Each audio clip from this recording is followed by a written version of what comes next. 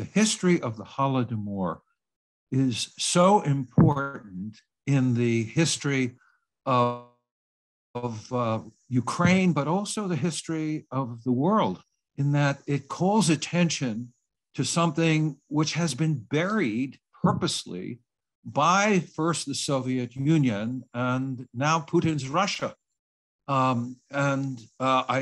know that Putin is extremely negative about the Holodomor being exposed to the Ukrainian people, and to Russians and to the world, because it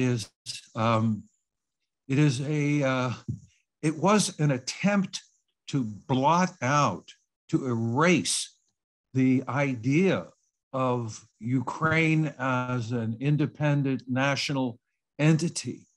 Yes, it was also a way to get foreign currency when they had none from the grain that was taken from the Ukrainian people and starving them to death in the meantime. But it was an attempt to blot out the idea of of an independent Ukrainian nation, really based on independent people like the farmers, which were not collectivized at that time. And so this insane ideology of communism, which was an alternate reality, really looked to destroy the real Ukrainian reality, which was the people of Ukraine and their individual lives and their individual production and their individual feelings of nationhood to Ukraine. So it's the Ukrainian Holocaust, really, Holodomor, needs to be seen in that light. Now, crucial to the exposure of Holodomor is the recognition of the people who suffered during Holodomor and their stories and their locations and the presentation of all of this to the Ukrainian people, to the world. We can't forget them. We must remember them. Each and every person who went through this suffered the horrific death of starvation, which it's well known that this is the most extreme famine and starvation. And death by starvation is the most extreme form of torture that you can imagine.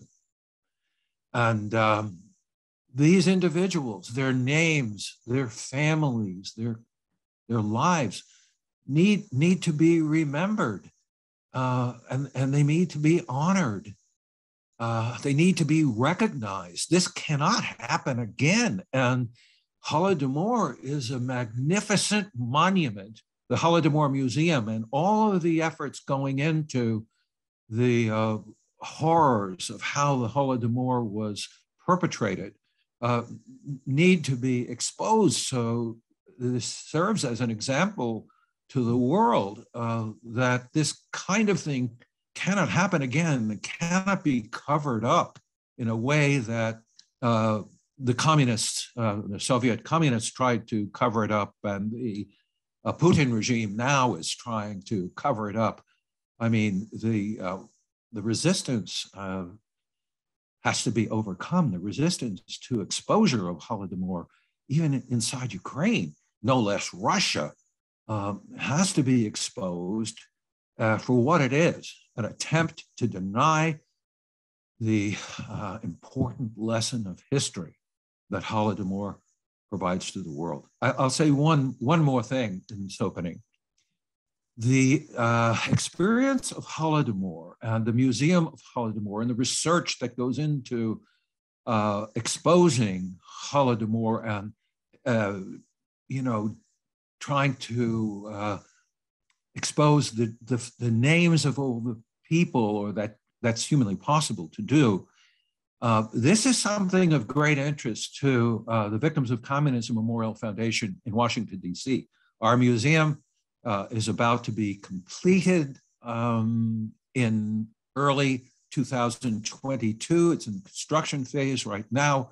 And we see relationships with groups like yours, with the center, and also with the Holodomor Museum, and also with the National Institute for Ukrainian National Institute for Memory.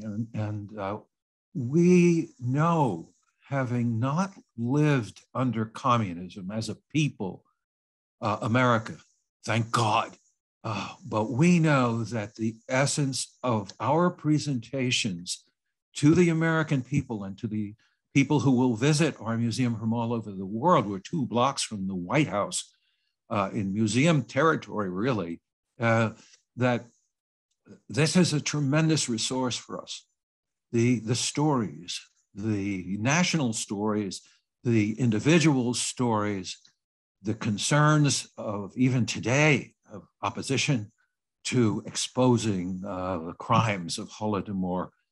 We see this as an enormous resource for information and life, like I said, life experience that Americans did not have to endure. The evil, the direct evil of this communist ideology and its imposition into the lives of human beings and cutting out their heart and soul. This has to be from people like the Ukrainians who suffered this travesty.